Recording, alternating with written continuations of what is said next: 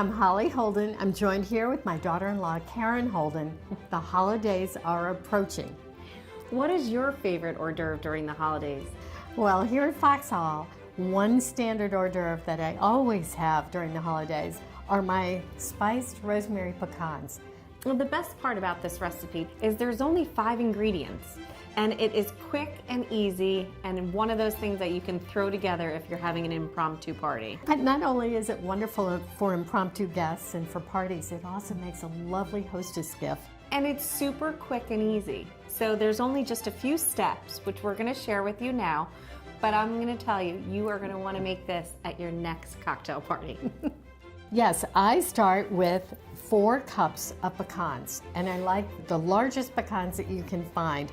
4 tablespoons of butter. I like to use Irish salted butter. I think it has a really the Kerrygold creamy. is the best, which you should use for everything.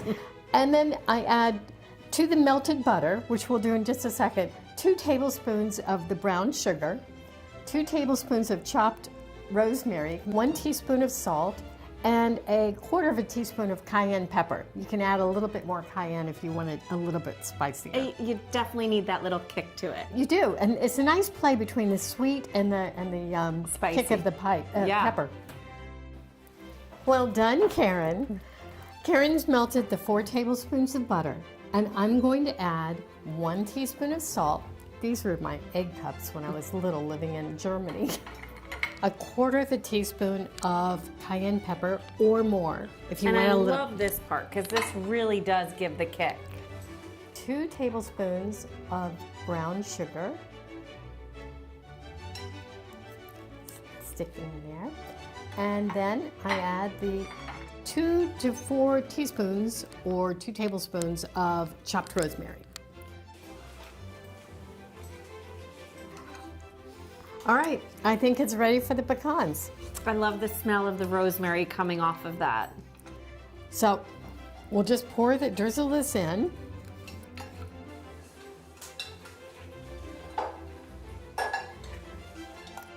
That's good enough. And then we'll just toss this so that they're covered.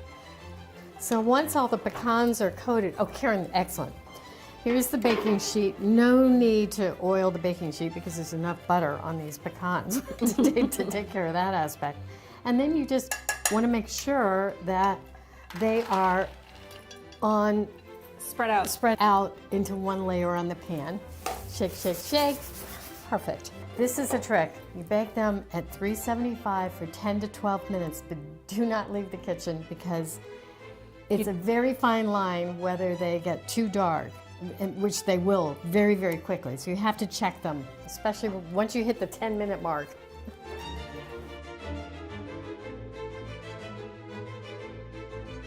Now, Holly, in the next 10 to 12 minutes, I think we have some time for something. Yes, I do too.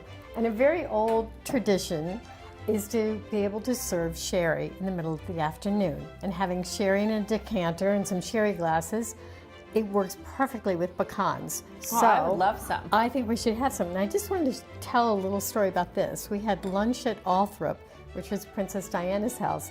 And as we left, her brother gave us this bottle. So it's a special bottle of sherry that I think will make the pecans taste even better. So we'll have a little bit of that. And at the same time, discuss how to serve it. But cheers. Cheers. Here's the spiced pecans. A porringer. That's one of the most timeless ways to serve And then, nuts. of course, Holly always puts her special touch on it and put a beautiful bow. And for the occasion or the holiday, you can change the color for it. But this is always great. And I sprinkle again on this particular one with some fresh rosemary just to give that beautiful look of rosemary. This is a piece I picked up at an antique store. I believe these are little pine cones, but it feels like fall to me when Definitely you put the fall. roasted nuts in there. And then the small one belonged to my grandmother, which I inherited. And I love to fill these with the spiced pecans and put them in front of everyone's place setting for dinner. I love that too. And then, as Holly was saying about keeping them stored in the refrigerator, this glass canister is a great way to store them and keep them fresh. And that's the key. It has to be airtight. And keeping them in the refrigerator is even better. So I think we're ready to check on them and take them out of the oven. And that's the key thing. Keep checking because they can brown very, very quickly. Wow. Bring the pan over here. They just smell so good. They do. And what I normally do is just, because of the sugar in it, they tend to stick to the pan, so I just let them cool in the pan, but I make sure that we move them off. Wow, those look great. So that the sugar doesn't permanently adhere the nut to the pan. But once they cool down, then what I would do is just serve them in whatever vessel that you'd like to have them in. And again, this would be the way to serve them when they're a little bit warm, and it makes the house just smell divine. And just garnish with a little bit of fresh, pinch of a little bit of fresh rosemary on there just to give it a little color. So that's it. Thank you for joining us. And I hope you'll send us pictures of your roasted pecans.